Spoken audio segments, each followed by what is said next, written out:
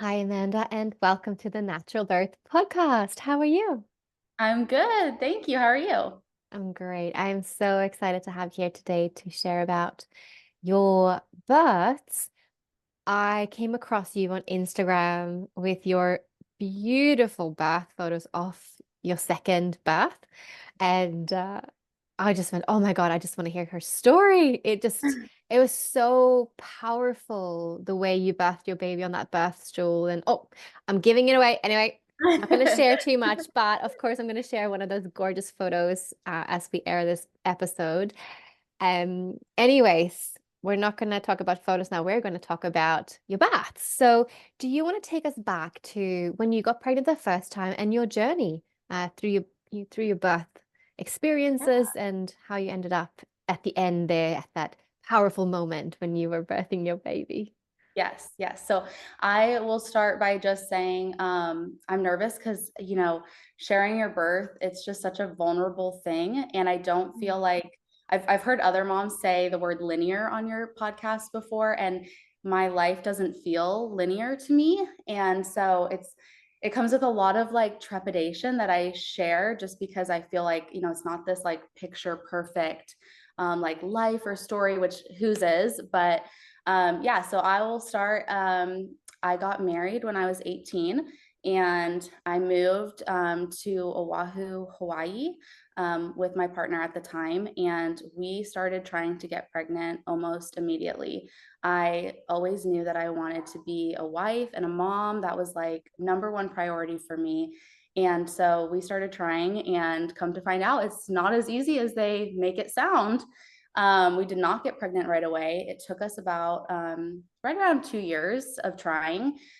We did do some kind of like infertility work, and they gave me a diagnosis of the, unexplained infertility. And I did not like that diagnosis. And they gave me the option of IUI or IVF. And I didn't really resonate with either of those options.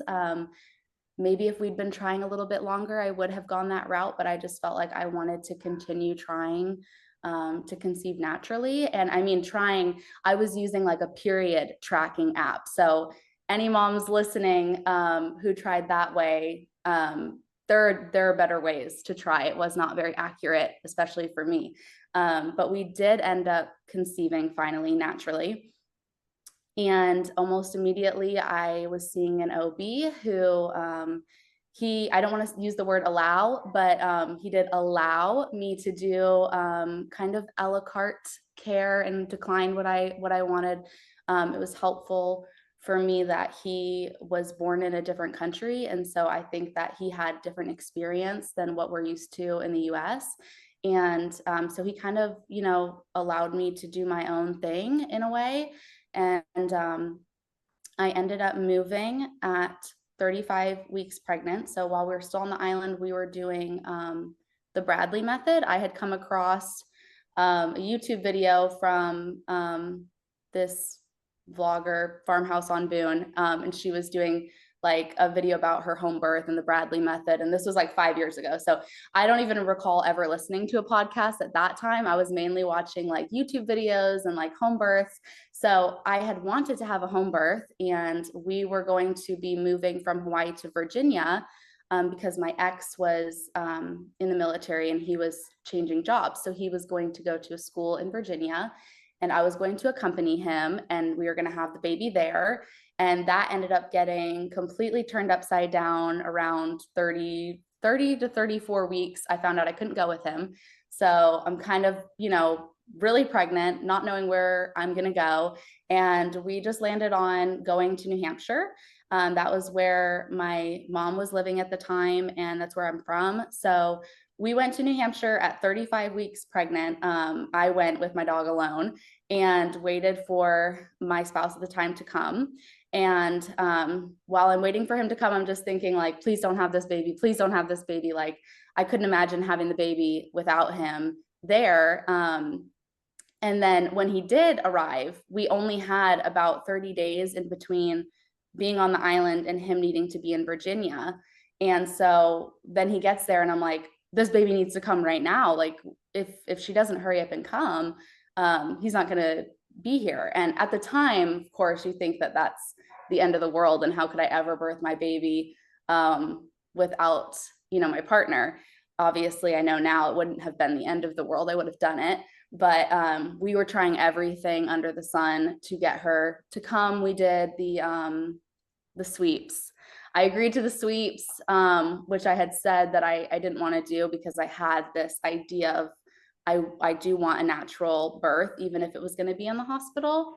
But I did end up going and getting sweeps from the OB that I was seeing. And we did like acupuncture and, got gym memberships so we could like try to walk the baby out, which was not helpful. All those little tips and tricks you hear, who's to say really. But so at the time I'm seeing like OBs that rotate on, so every week I was 35 weeks at that point. So I only got to meet each OB one time.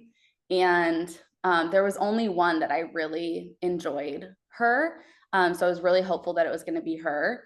And I think we were probably like 40-3. And it was really starting to be like, okay, he's going to leave in like 4 or 5 days. So, what are we going to do? I had considered doing an induction, but we weren't really at that point where I needed to decide that. And we had done some acupuncture one of those days, and I ended up having contractions. Prior to that, I hadn't really had any early labor or contractions. I didn't even know that I was having Braxton Hicks until my second pregnancy, when I realized, oh, these are Braxton Hicks. I did have these the first time. So I did have those, but I wasn't aware of it. So when I got contractions, it was like, whoa, that's what that is. And I got contractions for maybe like an hour. They were timeable, and then they just completely went away. And that was right after we'd done the acupuncture. And then the following day, I think I woke up at like 7:45 in the morning, and I had a really big contraction.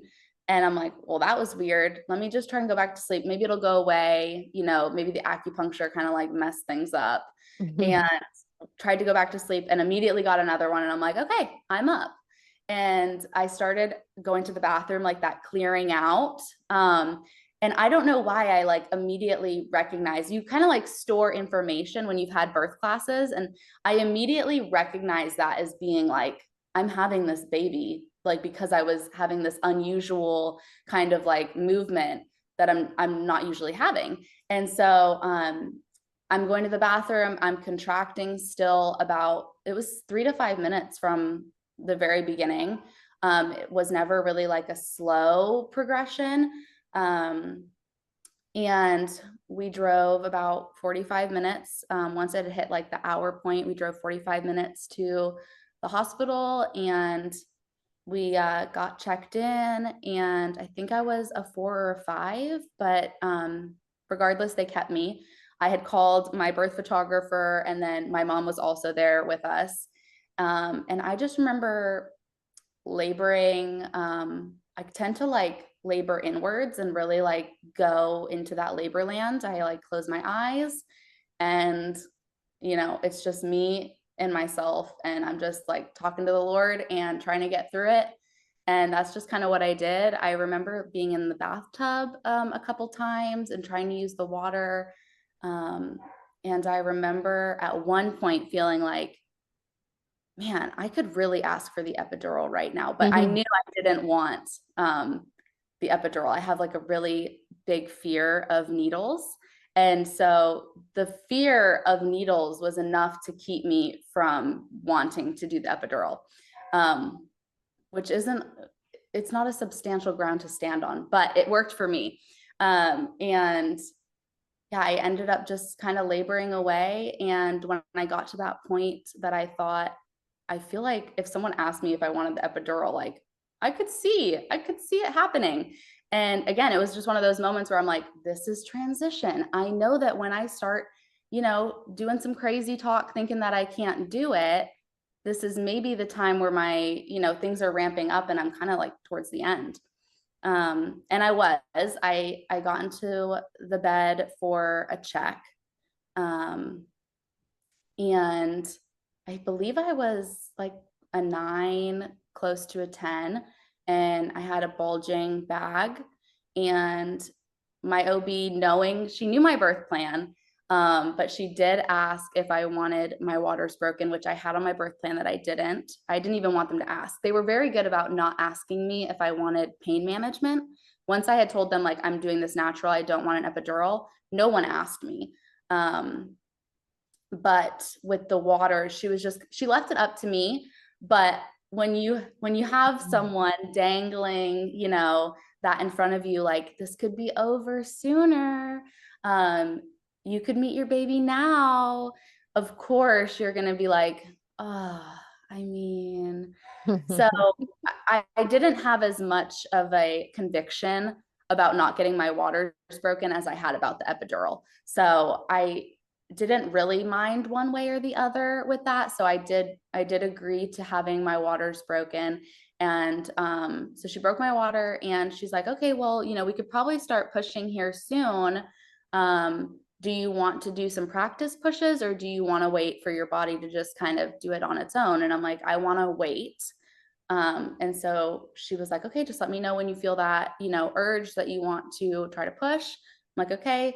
So she leaves the room, and the very next contraction I had, it was just like this, like my body was just trying to like expel the baby. Yeah. Like, I know a lot of moms use the phrase of bearing down.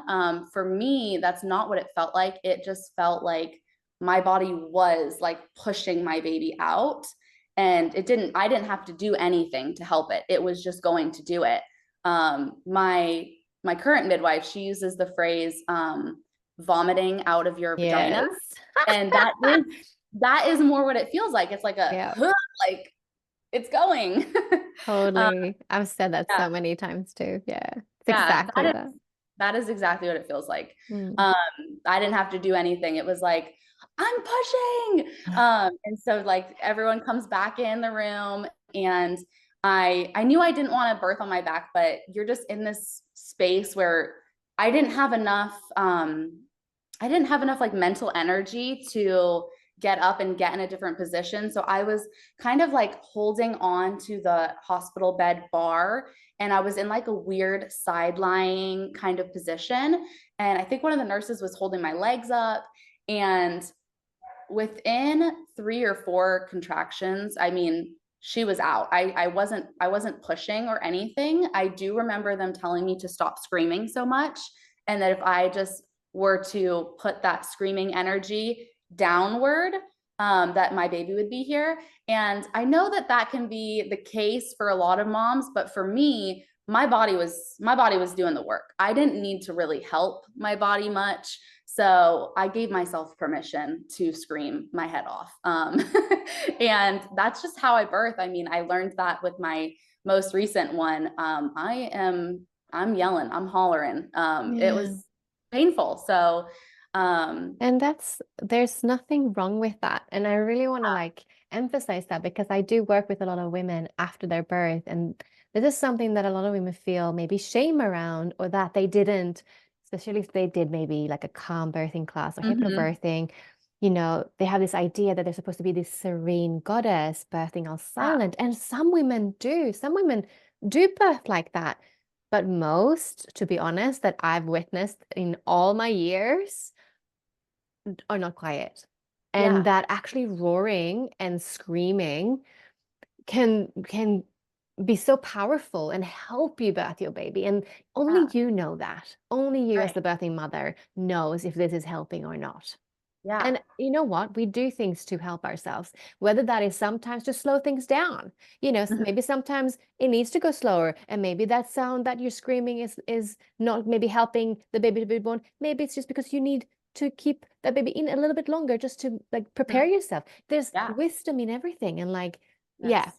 I think anyone who's listening to this who's worried about screaming or sounding, don't like see it as a tool. Yeah. And it's funny that you say that. I've never thought of it that way, as far as maybe the screaming is helping to slow things down, because they do say that but your vocal cords are connected to your pelvic floor. And so, yeah, maybe the urge to scream is like your body's way of being like, you need to slow this baby down a little bit so that you don't, tear. Absolutely. What do we know? Like the Yeah. wisdom of the birthing design, like it is divine. And the more I learn from just witnessing women birthing, the more I know I don't know. You know Yeah. what I mean? Like that, the mystery, oh, I get goosebumps. It's like, Hmm. get out of the way and let the woman do her thing. Like she Yeah. knows. She's Yeah. guided. Yeah. Yeah. Yeah. 100%. So yeah, I mean, she came out, after, like I said, maybe like 3 or 4 contractions. And I So don't know how push. quick.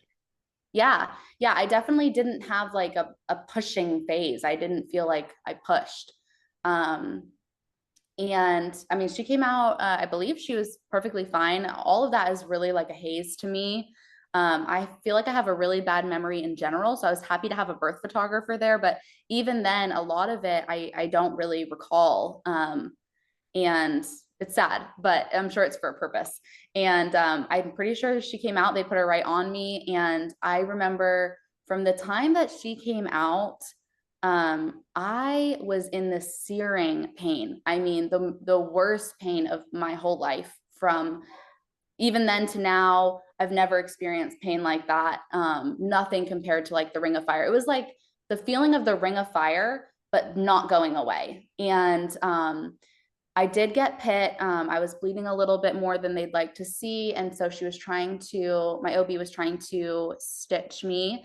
And, they're just like, look at your baby, focus on your baby. And my butt was just like off the bed. I could not handle the stitching. They tried numbing me, they tried giving me stuff for it.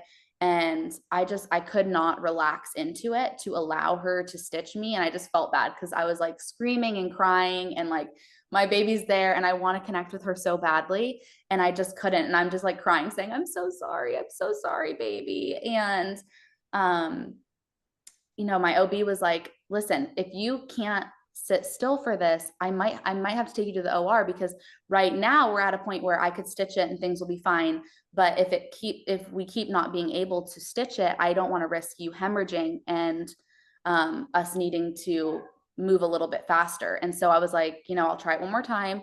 Tried it again, and I physically couldn't. I'm like, you're just gonna have to take me to the OR because I'm trying and I really just can't. My body is just reacting to it. And they'd already tried numbing me. And so in between this time, they start prepping the OR. In between the time of me going there, it felt like hours that I was in this pain. I'm sure it wasn't, but that's how it felt to me. And unfortunately, I recall thinking, I honestly just wish that I was dead. And this pain is Mm. so bad, like knock me out. Especially to have that natural birth and then to have such a Mm. horrendous like postpartum, immediate postpartum time. It was really awful. And they tried giving me morphine, like nothing touched this pain. So finally, they take me to the OR, and come to find out, I had a hematoma in my labia. And it was something that I noticed towards the end of my pregnancy, but I just thought it was maybe like an ingrown hair, something like that. I didn't think anything of it. And Mm. she nicked it coming out and it like burst open. So that's why I was in so much pain. My OB said it's very rare. She said she's only ever seen 2 in her entire time practicing. And yeah, it was horrible. Wow, that's so Truly, rare. And yeah. yeah, because I was like, when you were speaking, I was like, whoa, what kind of tear did she have? But then I was like, well, if the OB wants to do the stitches in the room, it means it wasn't a really bad tear, like, because that would, directly be the OR. So I was like, okay, it can't be that. It must be that they can't see it. It must be inside. But it's a hematoma and it's so rare. I've never experienced that with a woman. And so that obviously was not related to birth, actually. Like it was Right. obviously your baby nicked it, but that was because you had that hematoma without Right. knowing, except yeah, you Yeah. And I mean, I always wonder, was it the position that I was in? And, I'll never know. I'd like to think like, oh, maybe if I was at home, it wouldn't have happened like that because I would have maybe birthed more slowly or used gravity or something, but I'll never know. And I'm okay with that. I mean, I I didn't have that conviction about postpartum. I knew like some things that I wanted to happen or didn't want to happen, but I do feel like, the hospital is there for a reason. And I was grateful to have that option at that time. And I was really okay with it. I mean, yes, it was painful, but I didn't leave feeling traumatized. And funny enough, before we had even left the hospital, I was like, yeah, I'd do that again. 100% I would do it again. I mean, I did do it again. So Yeah. it obviously wasn't that bad, but it was. It was Oh, not fun. yeah. That was a very rare occurrence, obviously, and very unlikely that that'll happen again, which is nice to know. And you still, because you had that physiological natural birth, you did have that high of oxytocin that also probably helped you have that feeling that I could do Yes. that again, which is lovely. And it sounds like they were really good at respecting your birth plan and choices. I mean, she did offer the breaking of the waters, and yeah, that did speed up, obviously, things Yes. to a maximum, Yes. which is the risk and the benefit, depending on how you look Yeah. at it. Right. It is a tool to for those who wish to potentially speed things up, but it also means usually it can get also really overwhelming and go really quickly. For some women, it Yeah. becomes a shock. Yeah. So that's also good to know that it's not benign. Right. Nothing, nothing really is. Yeah. So, wow, what a first birth. So, how long until you became pregnant again? 5 years. Yeah. So there's 5 years separating.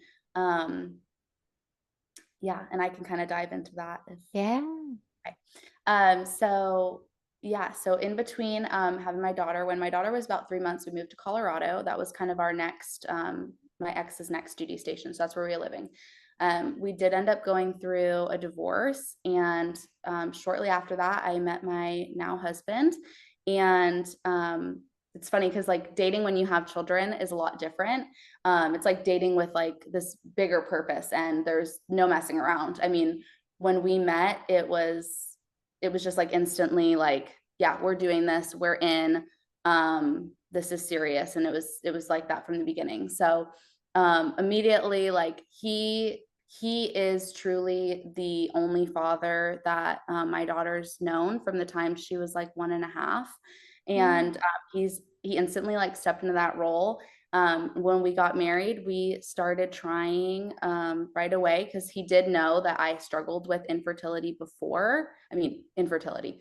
Um, I use quotes because it's hard to really know with not tracking the way I should have been. At this point, when we're married, I've become a birth photographer, and I've taken doula classes. And so I'm like really in the birth world at that point, and I know a lot more. And so we get married, we start trying. We have a move to Texas, and amongst all that is like co-parenting drama and everything that comes along with that. And then an adoption was put on the table. My ex-husband surrendered his rights, and so my husband was all too excited to adopt my daughter. He was so excited to be able to be given that opportunity. So we're going through the adoption process and trying to get pregnant at the same time. It was like the perfect storm of way too much going on emotionally to think that that was really gonna work out. And we always joked in a funny, not funny kind of way that we wouldn't get pregnant until the adoption was finalized, just because having that like door open and the anxiety and stress that comes with, is this going to go through? Is everything going to be okay? Or like waiting for the other shoe to drop. So we kind of joked that, probably won't get pregnant until that's settled. And because I'm a birth photographer, when we moved to Texas, I met with some midwives, some birth centers, just to kind of form connections and um, try to get clients and have like a mutual relationship. And so I met with this one midwife, and we instantly started talking about like birth philosophies, and we just really hit it off. It was like kindred spirits. And to this day, she's my favorite person. And she let me know that they did do infertility work. I had told her some of my history, and my husband and I had been trying at that point for probably over a year. And she ended up doing some labs on me and putting me on some supplements just to kind of help my ovulation, like support it and make sure that it was doing the best it could possibly do. And I was on those supplements for probably 6 months before we conceived. And really 3 months of actually trying. So my current husband's also in the military, and he was away for, I mean, a month at a time, 3 months at a time. So watching those ovulations like tick by, like, okay, that's an ovulation you missed. That's an ovulation. It's like watching possible babies just disappear before your eyes. It was really, really hard. But so as far as him being here and actually opportunities to try, I think it probably took us 3 tries to get pregnant. But this was over the span of almost 2 years. And so finally get pregnant. And this pregnancy with my son was like the opposite of with my daughter. With my daughter, both of them I felt like very much in my own skin. I never felt more beautiful. I never felt more like the best version of myself. I loved being big. I loved being pregnant and like having that belly. And I just felt like this is what I'm supposed to do. It just felt so natural to be pregnant. I've suffered with migraines my whole life. With my daughter, I did not have a single migraine. With my son, so this tells me it's maybe hormonal. With my son, I had migraines and headaches 3 to 4 times a week in the first trimester. It was so bad. I was sleeping on our bathroom floor, our bedroom floor. I was sleeping in the shower. I was sleeping anywhere that gave me relief from my head just throbbing. I tried IVs, I tried teas, I tried so many things. And I don't know, it must have been hormonal, but it was awful. And my poor husband, he was probably like so excited. I talk so highly about being pregnant. I'm like, oh, it's amazing. I never get headaches, I never get migraines. I just feel so beautiful. And he's just like looking at me like, what are you talking about? You are miserable. And that's how I felt. I mean, I really felt like miserable on the inside. It wasn't a fun time, but I was having a wild pregnancy for the most part.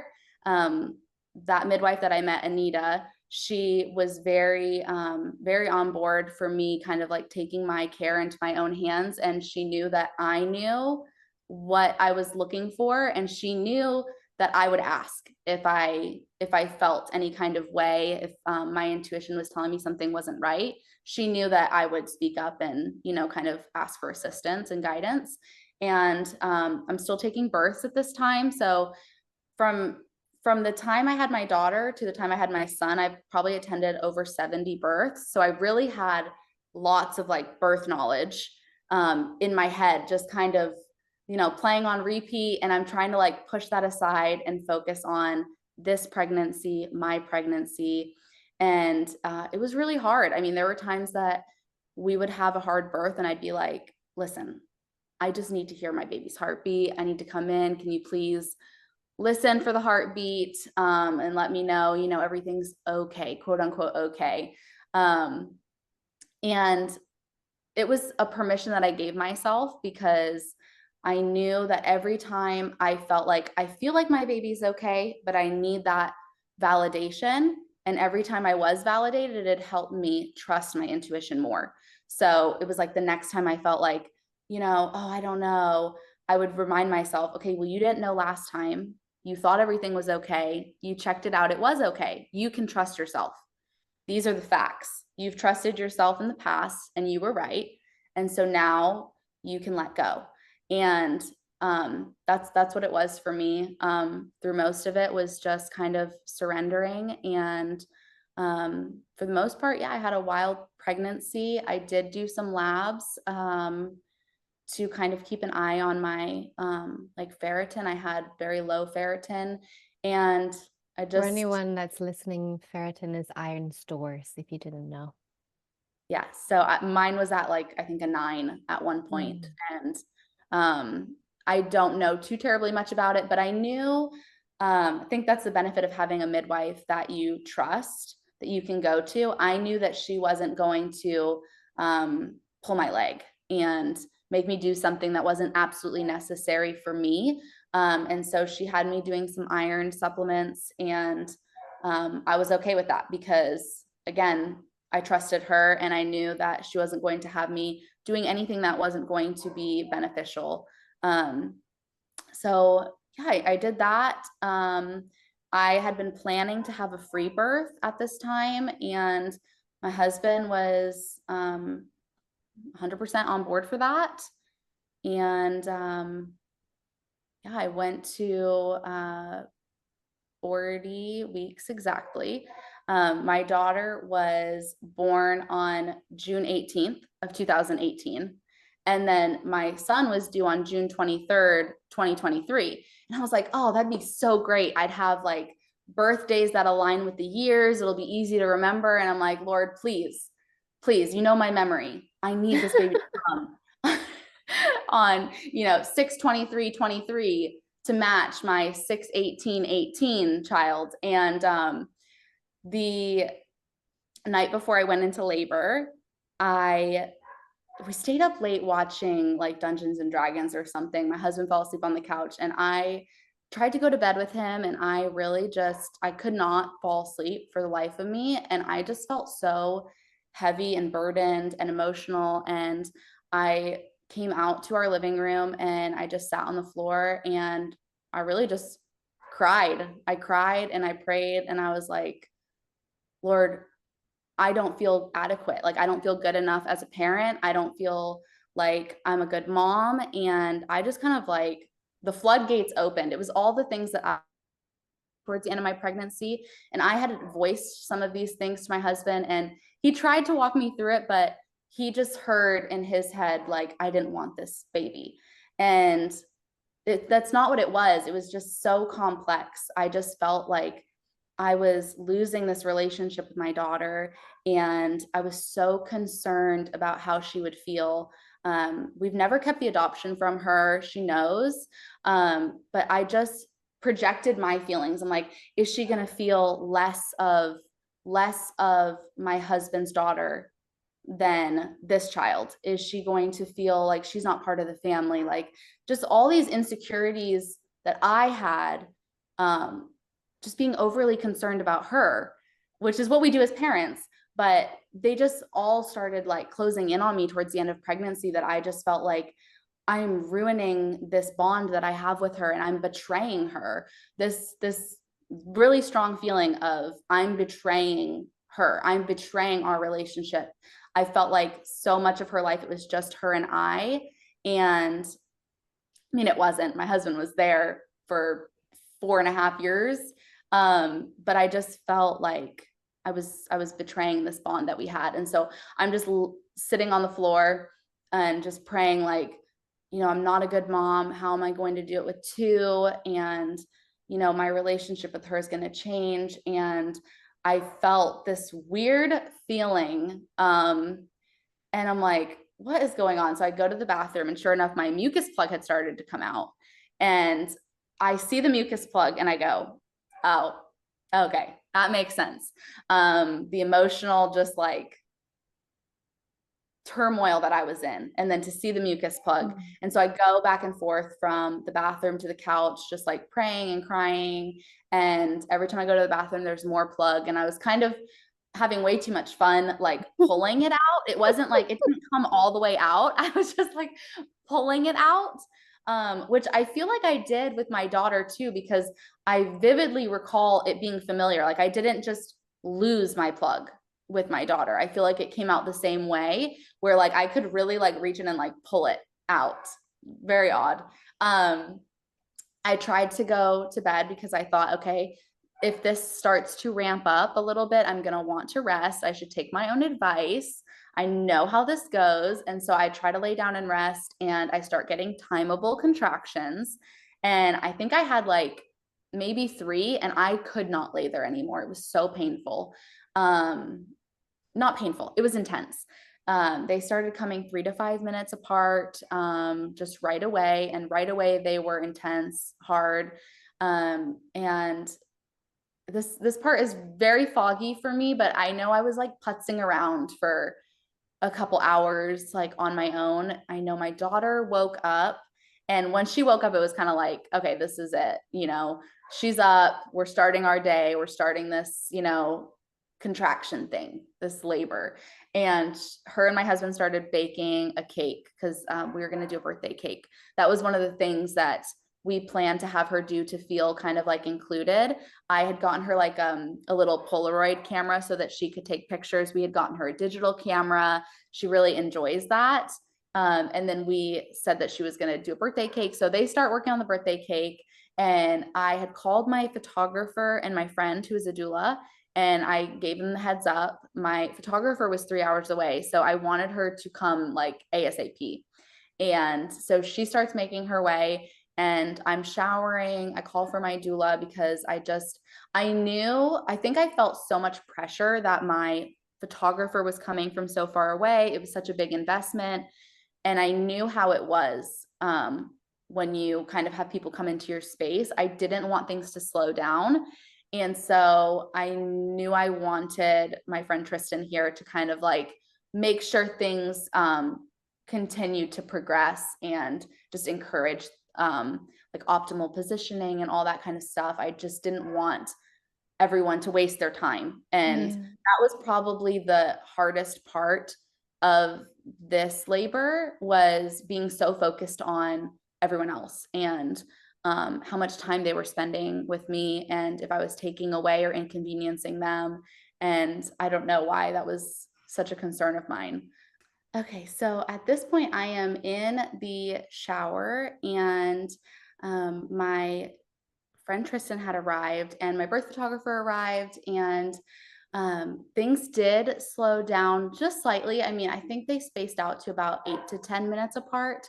And I remember telling Tristan, I need these to keep going. Like, I'm feeling like they're spacing out. Like, it was probably like 4 a.m. at this point. So not too bad, but I'd already been up all day and I hadn't slept.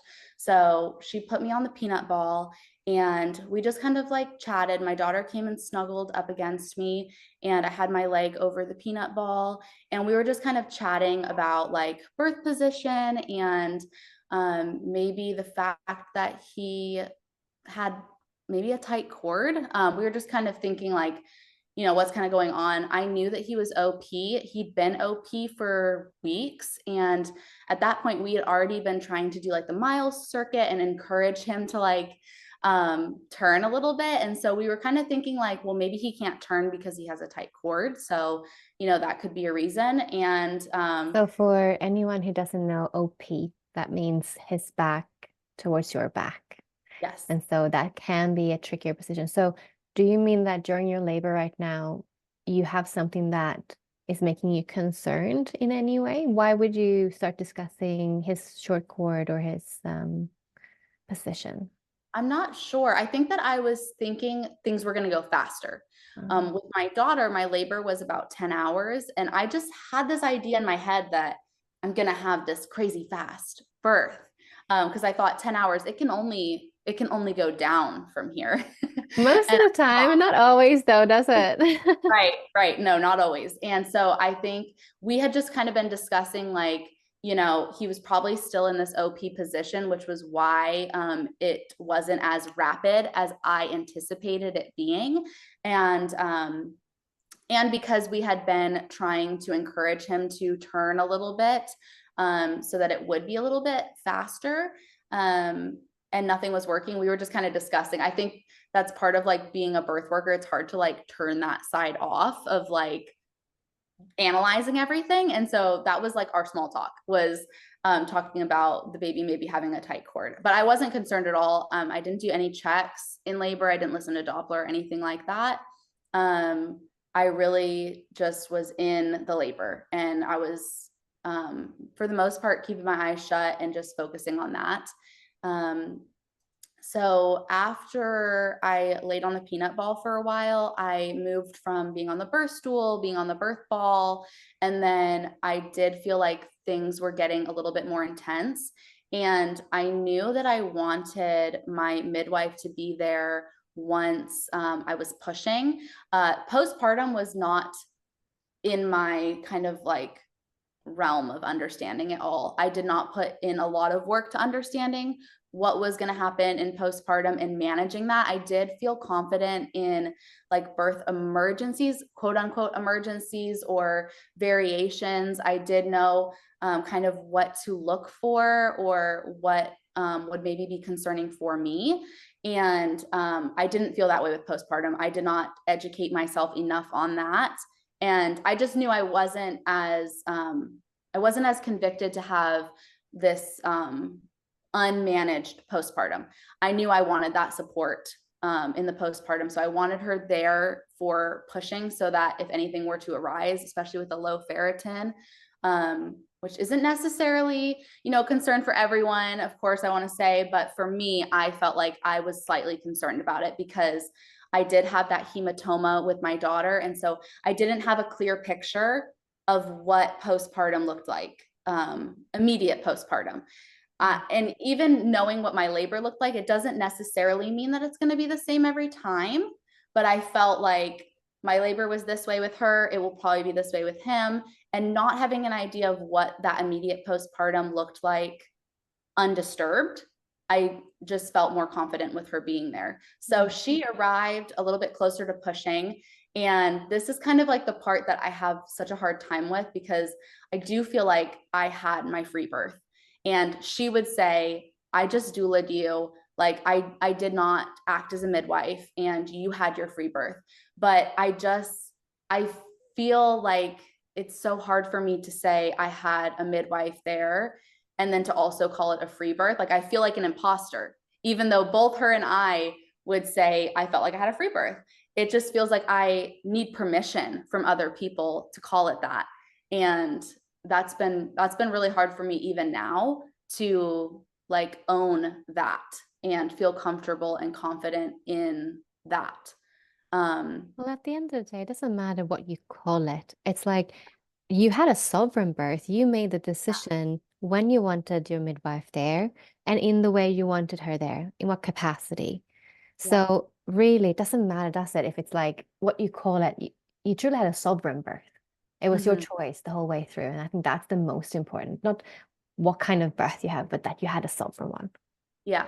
Yeah. And it was a good one. It was one that I can look back and be like, I loved that experience. So I definitely agree that's far more important than any kind of label. Mm. Um, but so she arrived and she said a little prayer over me.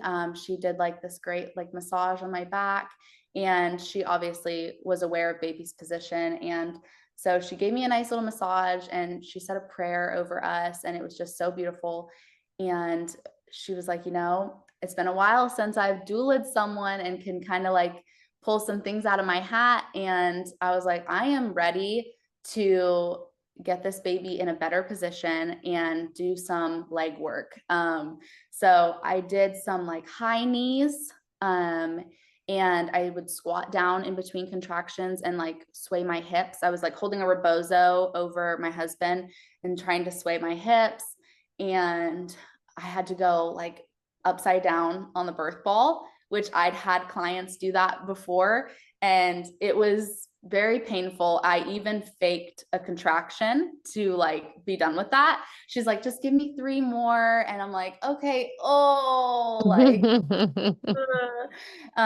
just to be done with that. And then we also had this fun little wall maneuver that we did where I had my back up against the wall and my knees slightly bent, and my husband lifted my belly and pushed in towards my spine, and I could feel what it was doing. It was very, very painful. It was the most intense part.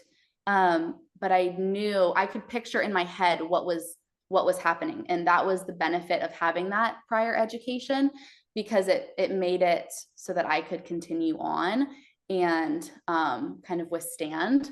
So after all that, I mean, there were parts of that where she'd be like, you know what, just give me a couple more. And we'd done so many births together at that point that I'm like, I know when you say one more, it's really five more. So I'm not falling for your tricks.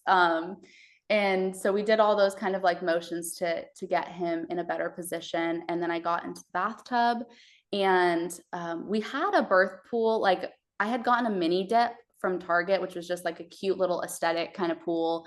And I didn't know as though I wanted to be in the water because I didn't find it very comfortable during my pregnancy. I just didn't feel like I could get a good grip. And sure enough, the adapter for the hose didn't work. And then I think we like filled it too soon. So the water was cold, and that was just like, forget it. So we got into my bathtub, which is pretty big. And I think I got the urge to push in there one time, and I was immediately like, nope, I do not want to be in here. I mean, I couldn't get a grip at all. There was just nowhere to like hold and like really like focus in on what I was going to have to do. And so I got out of there, and I was using the bathroom before we were going to head to the birth stool, because I did feel that that like throwing up feeling. And so I tried to like lean into that in the tub, but I just couldn't get comfortable. And so the next couple contractions that I had, that feeling wasn't present. And I was like, okay, I just don't think that this is the position. And so I went to the bathroom one more time before I was going to head to the stool. And I just remember sitting there feeling so defeated. And Tristan came up to me, and she was just like, what is holding you back right now? What is going on? Why are you not like there? And I'm like, I just feel like I'm not a good mom. Like, I'm not, that fear came back up of, I'm not a good mom. How am I going to do this? Like, I don't want to do this. I don't want to push this baby out because I don't feel connected to this baby at all. I feel zero connection. Why would I want to go through all this pain when I don't feel a connection? And she's like, look at me. She's like, look at my eyes. Look at me right now. You are a good mom. You have everything that you need to have this baby. And I can't recall entirely what she said, but it's just one of those things where you're like, okay, that's what I needed. That's what I needed to hear. Just reassuring me that like, I'm already a good mom, and I'm going to be a great mom again. And so I go out to the birth stool, and I remember at this point, my husband is like in the kitchen or something. I think I had asked him for something, but I'm sitting on the birth stool, and I'm like looking out into my kitchen. We have like this open floor plan, and I'm like, what is he doing right now? Where is he? What is he doing? Whatever he's doing is not important right now. I need him. And he's like, I'm getting the thing that you asked me for. And I'm like, you need to sit down right now. Like, I'm about to have this baby. I don't think he understood that urge was right there, and I was going to push this baby out. And so he sits on the birth ball, and I'm like, get off that birth ball. I need you right here on the floor in front of my stool. And my daughter was interested in helping. So both my daughter and him were sitting right in front of the birth stool. And all of a sudden, my water just pops, and it bursts all over them. Like, it soaked my daughter from like the shoulders down. And I remember it being slightly painful because I didn't experience my water breaking before. I just felt like there was so much pressure, and it breaking, like, it didn't feel like a relief like a lot of moms experience. For me, it kind of was shocking. And I feel like because it was shocking, it was painful in that way. Yeah. Um, and that kind of traumatized my daughter. She still talks about how disgusting it was that my water broke all over her.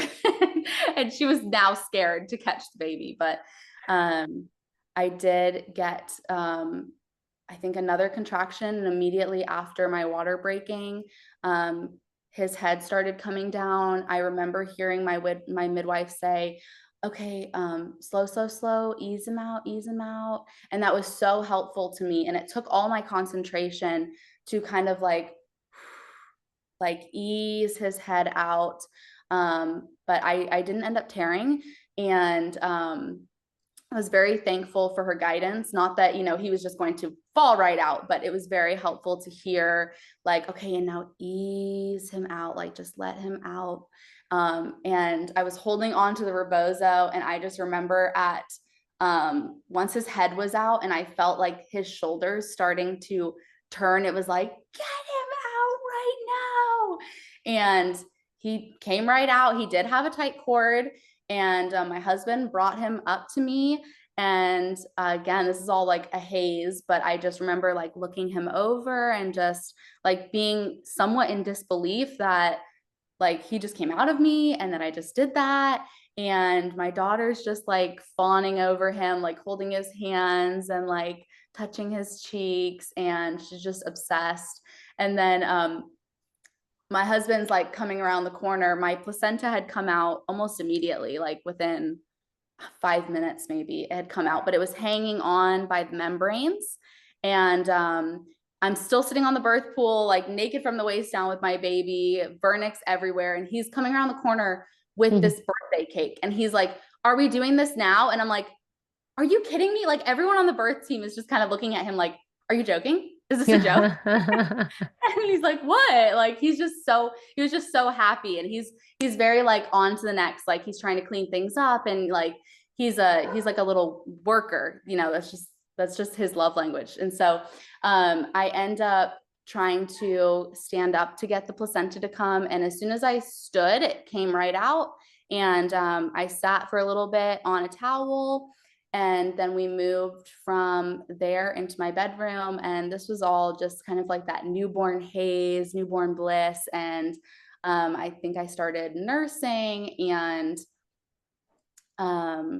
yeah, I mean, it was easygoing. I was concerned about time still. I was still thinking about how, everyone's still here. I didn't really get to look at my placenta because it just seemed a little rushed because I was trying to manage everyone's time and make sure that like no one was gonna be inconvenienced by me. So I did get some care afterwards. My midwife just looked and made sure I didn't have any tears, and yeah, it was great. I did have a prolapse.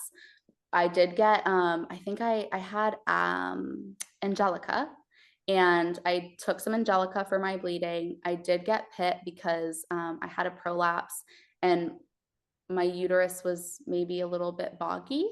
And I was okay with that. Like I said before, the postpartum, to me, I'm okay with it being a little bit managed. So I did have that. And And what was the management for your prolapse? What did the midwife do for you? so she just manually pushed it back in and gave me the pit and held it until everything contracted. And then following that, I've been doing pelvic floor therapy. Yeah, beautiful. And no issues after that. No, yeah, no issue. Beautiful. I did have some retained placenta. Mm. Um, Ironically, I do a placenta encapsulation. So when I saw it come out, I knew immediately, I'm like, I had a retained placenta because I had a little bit more bleeding than what I recalled having with my daughter. And so we were keeping an eye on it. But then when I had seen a piece of the placenta come out, I'm like, okay, this makes sense. So I did go for an ultrasound sometime after to make sure that everything was out. And it was just that small piece that had come. Yeah.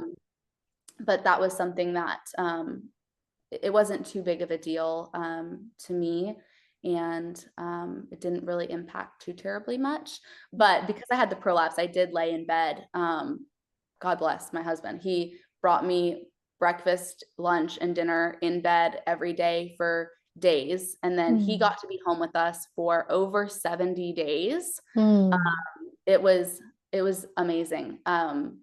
I did have like postpartum depression and anxiety with him, and I'm not sure exactly why, but with my daughter I didn't have that at all, even though I was alone with her. I had like sleep paralysis with her, but I didn't have postpartum depression. And with him, I did. I feel like I just tried to do too much too soon, like trying to put Probably. on pants with that was like a nightmare, putting on clothes, trying to get out of the house, like it was all just too much. And even though we waited quite a while, because we did plan for waiting, it still felt like too much too fast. Yeah. And Yeah. usually it is a big transition. I mean, you mentioned throughout this labor and also in your pregnancy that that what you were going through with your daughter, and like, how can I ever love a second child as much as the first? And will she feel this and that? And am I a good mother? And will I be able to be a good mother for both? And I think actually that's super common to Yeah. go through, more or less, Mhm. right? And I love that you brought that to surface, because I think if anyone's listening, it might be, expecting their second or third or fifth, it's always going to probably be that fear of like, how will this change my family? Because it changes the family dynamic. And then the postpartum is such a delicate time. And even us who know sometimes are not great actually at fully preparing for a nourishing postpartum. It's Mhm. so important, isn't it? And you can't overdo it, the nourishing of the postpartum. Like, Right. you need Yeah. to almost plan to overdo it to actually do Yeah. it optimally. Like, because as women, we're really bad at asking for help and getting the support we need, and really, thinking we need to be the superwoman. And I do think that that is what causes postpartum depression in many, many cases. Yeah. It's depletion and feeling unsupported. And even though people might offer, it's not always that the woman herself is good at accepting or Right. allowing that as well, right? Yeah. Yeah.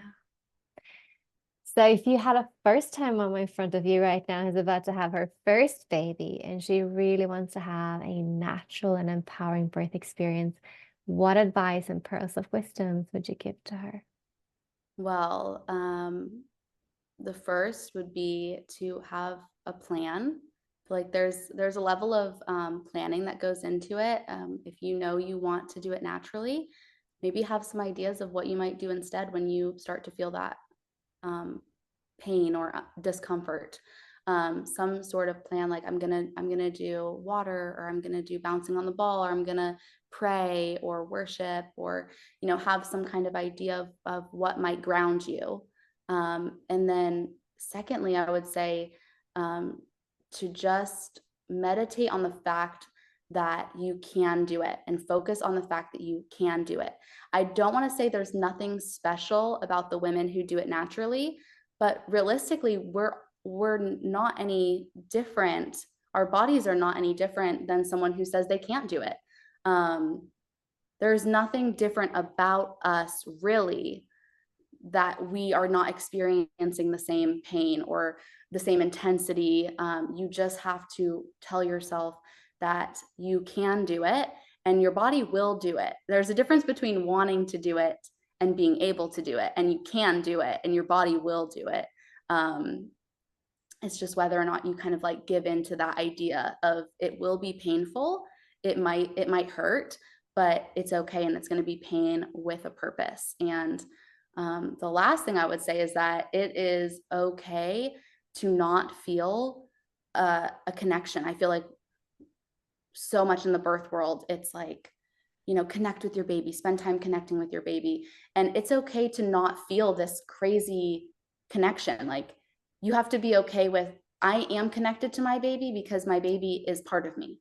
Mm. And the connection doesn't have to go this crazy deep route for you to give birth to your baby and grow that bond and be a great mother to them.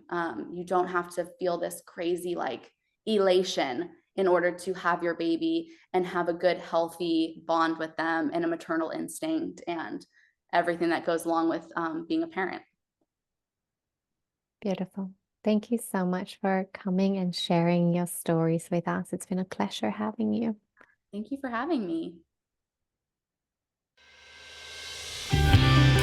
Thank you for listening. If you love this podcast, then please consider sharing it, leave a review, or make a contribution on our Patreon page. And if you want to connect on social media, then find the podcast on Instagram as the Natural Birth Podcast. Thank you for listening.